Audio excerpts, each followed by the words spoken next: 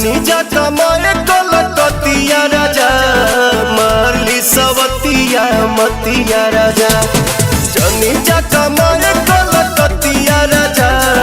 मारली सवतिया मतिया राजा लाली ओठ लाली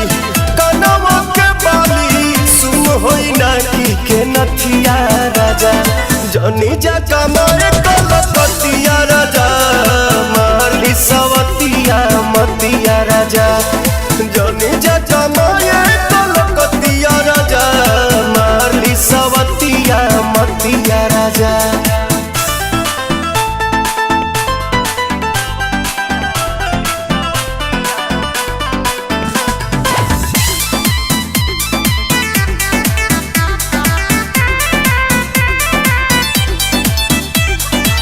छोड़ी के मेहर हो जाइबा हे हर हमारा से बेसी न करी उके यार हे तने ना ए राजा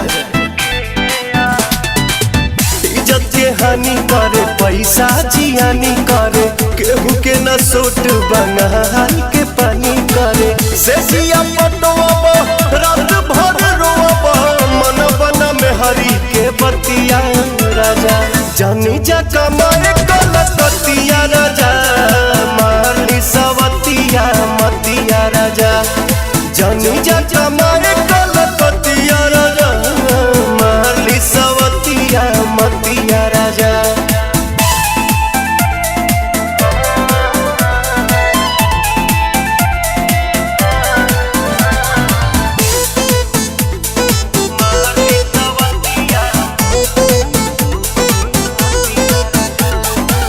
बोला ये पवन आखिर गलती कमान बा कुछ के न गम्बा एक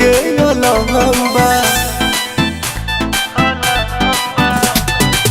जैबा बंगाल तू तो उलझन में डाल के कुल्ही बंद जाके गहमनी की निहाल के जानी जमाना तो मारे लगी तना जारी न सही जतिया राजा जनी जा